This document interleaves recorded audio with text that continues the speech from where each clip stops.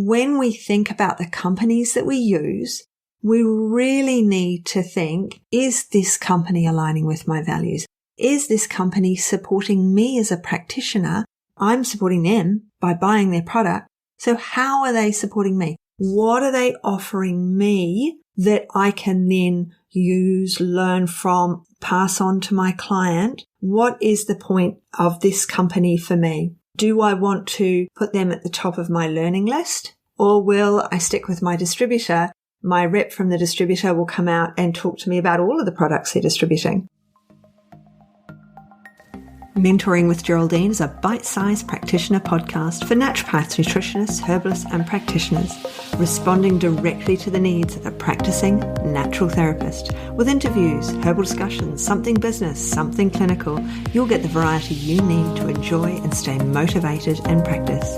So thanks for joining me today. Don't forget to rate, review and subscribe to the podcast for our episodes. If you'd like more support, get in contact and I look forward to working with you soon. Hello everyone, welcome to Mentoring with Geraldine and the Bite Size Podcast. How the devil are you? So today I thought I'd talk a little bit about the companies that support us as practitioners and how that can be misconstrued, how that can be taken amiss, but how it does actually support us because they do lots of things for us. And yes, they earn money out of us because of that, but there's all sorts of ways that we can be using them and still not used by them at the same time. So what have we got? We've got all these big name companies that we use and that we love. They have education available to us, some better than others. A couple of the companies are purely, it's just selling. After you've been in the business a little while, you go along to their seminars and they're just selling their product. It's very dull. It's just all about product. And then there are other companies that have independent speakers. And the only time you see the product is in the break, like if you were at any normal conference or seminar.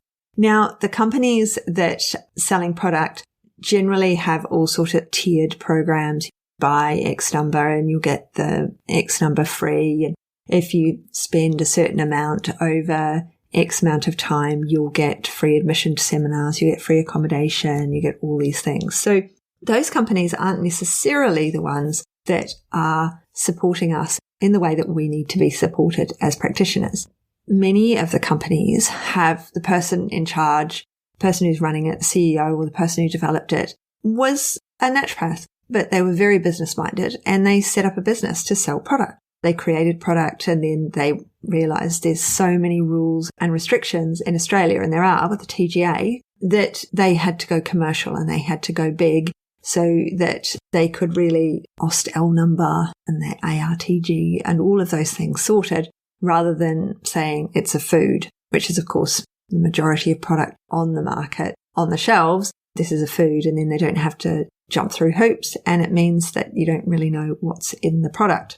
So we do love our OST-L products, and I think we do have very good reason in Australia to know and to believe in these companies because they do jump through those hoops. So long ago, and I do believe that if you're in Strictly Education and Sport, I think the video is still in there in the Facebook group, you can go and watch the video of me on the short tour of the Herbal Extract Company. Now, the Herbal Extract Company was explaining to me about how they jump through those TGA hoops. And there are a few American companies that want the OST-L number on their product, and so they pay the TGA to come and inspect their facilities. They're not just paying the TGA off, they're paying for people who rock up at their business, they sit down with their computers, laptops, clipboards, whatever it is, they've come along, whatever it is they need, their briefcases.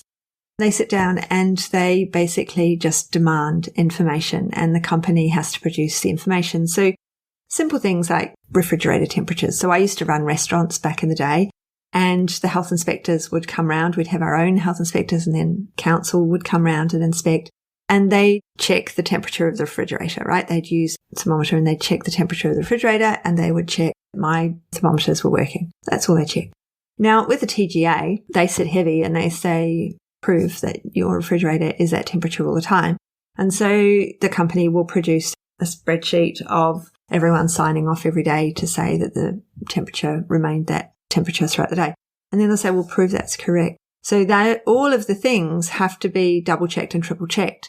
So the TGA sit there cost thousands of dollars every 3 to 5 years. So once they've hit the 3-year mark, 3 to 5 years, the TGA rock up, their compliance officers rock up, sit down and say, prove it.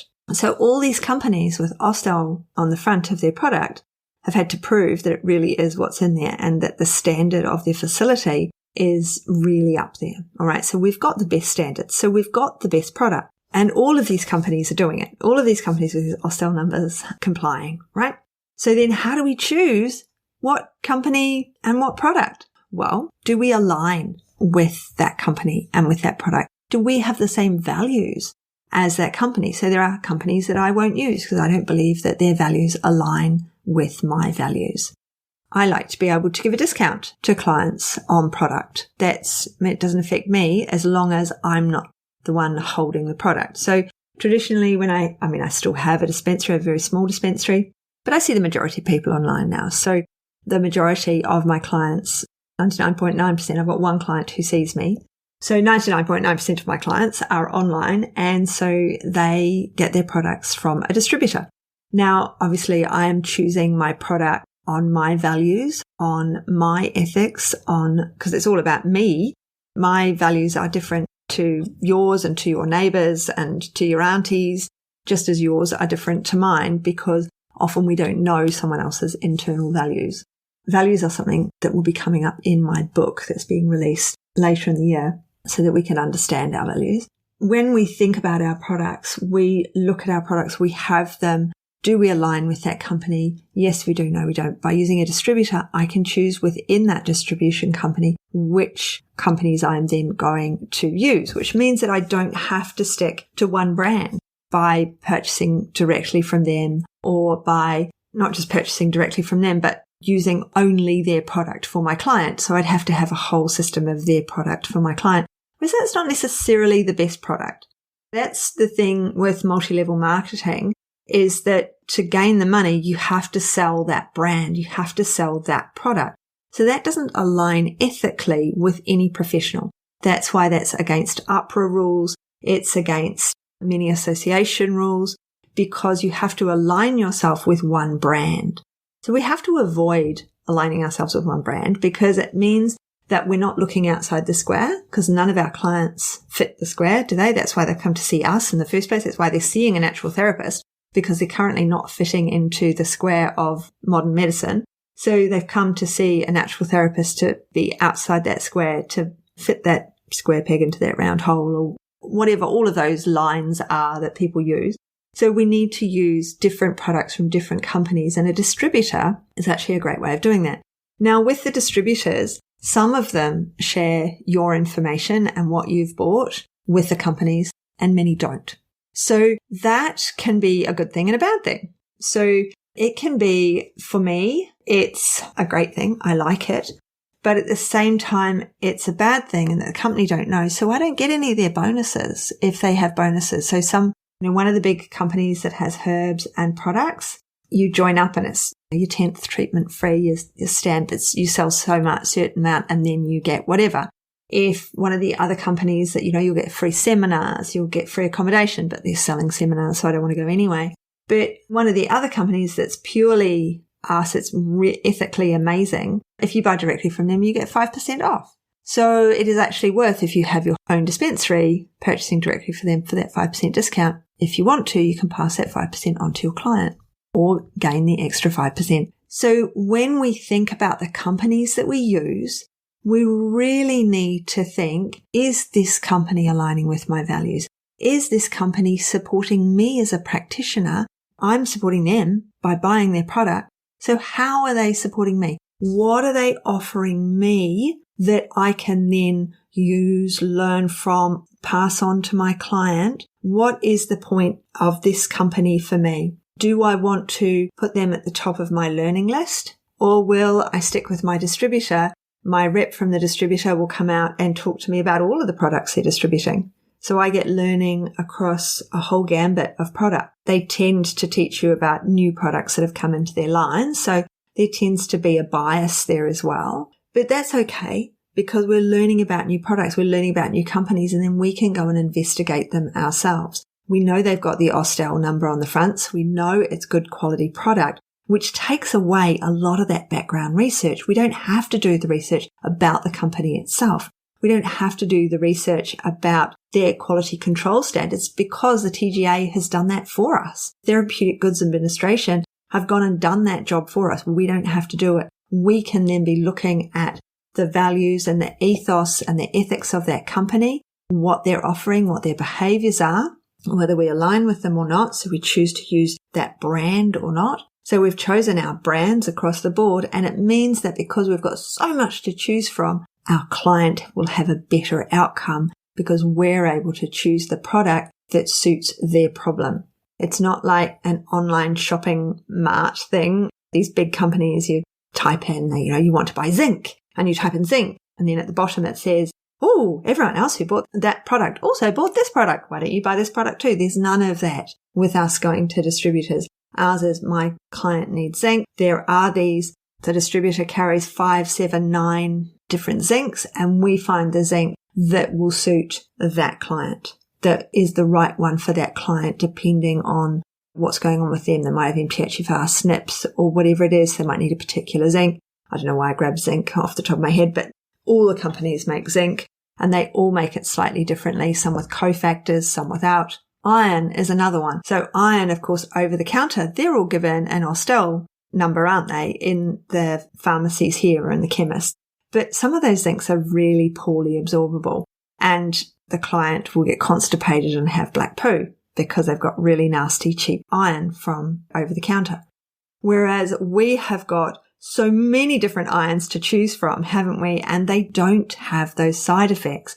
We've got liquid iron for children. We've got chewable irons for people who don't want to swallow tablets and don't want to drink a liquid.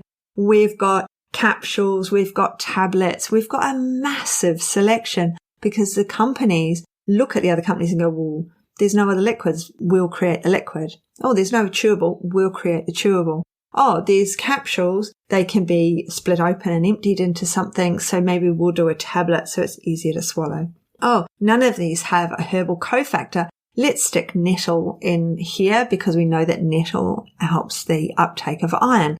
Those sorts of things. So they're all looking differently. But it means because we're not following one company and doing something with one company, we are using all these different distributors. We're able to choose the best product for our client overall to support their health and to get them on the road to recovery faster than we would otherwise be able to if we just stuck with one product and it wasn't tested and accredited, and we had to worry about quality of the product as well as quality of the company supplying that product. So a little go about companies, but I did want to remind you that there's lots out there and that your distributor, your local distributor, and I mean, I don't have one anymore. South Australia doesn't have a distribution centre anymore. We did for a very, very long time. We don't anymore, so we have to get everything interstate. So there's lots. I'm not going to mention them all. Or maybe I should. Okay, there's Renner in Perth. There's Oborne is in both Sydney and Melbourne. There's Araya up in Townsville. And Vitally, I can't remember where Vitally comes out of. Do they come out of Sydney? I can't remember where Vitally comes out of. Oh, that's terrible. Anyway, but I mean, they're for everyone all over the country. You don't have to live in those states because I don't live in any of those states and I use all of those companies. Oh, of course, there's Integria as well. My Integria, which is a brand. So it's not a distributor. So I'm trying to talk about distributors, aren't I? And although they are a distributor of their own brands. Then we've got companies that make herbal tinctures for us as well. And I'm struggling to remember the name of one of the companies, so I'm not going to mention those. But there are companies that mix herbal tinctures for us, and there are companies that will compound for us as well. So we've got a lot of options in distribution companies and facilities, and it's worth having a look and it's worth signing up for them. You can, as a student, sign up. Used to be in your second year, you could sign up to distributors. So make sure you check. You normally have to belong to an association or you send them in your uni particulars to get yourself a distribution account. But it is worth signing up to the companies so that you've got a really good selection of product. And some of the companies is the product companies. They, of course, have paperwork that you can use for your clients. And yes, that does mean that you're looking at that branding and it may subtly in the back of your mind make you waver towards that product. But I have a tendency to waver towards the product that I've been using for years that works. It's not really a big one. I have a tendency to use the older companies that have been around a bit longer, simply because they've been around that bit longer and I've been using them for that bit longer and I've had really good results from their products. But it does mean I mix and match for every client. So it does mean that distributors are really, really helpful to me and I'm not aligned with anyone. Something you do need to think about. It is something you do need to look at the companies and what do they stand for? What are their values? Do they support you, the practitioner, with paperwork with an education centre? Do they reach out to you? But make sure you're mixing and matching, and that means you will get the very best for your client than if you just stick with one company. So that's it for me today. I hope you've enjoyed today and I hope it's got you thinking. I mean, that's the reason for many of these podcasts, is just to get you cogitating over some of these things and think to yourself, yeah, I do that. Yeah, I do that. Oh, no, I hadn't thought about that. Oh, I just need to get on and think about that. So you know the deal. If you've enjoyed it, please subscribe and rate and review. I'd love a few more reviews. If you've got a minute, just scroll down on the app that you're using and leave a review. So it's been great chatting. I hope you have a good one and I'll catch up with you soon. See ya. Thanks so much for joining me today. Don't forget to rate, review and subscribe to the podcast for the weekly episodes. If you'd like even more support and learning, then the Academy is for you. Here you'll find part 2 of the herbal discussions, more clinical learning and case studies to support your clients in practice. Bye for now.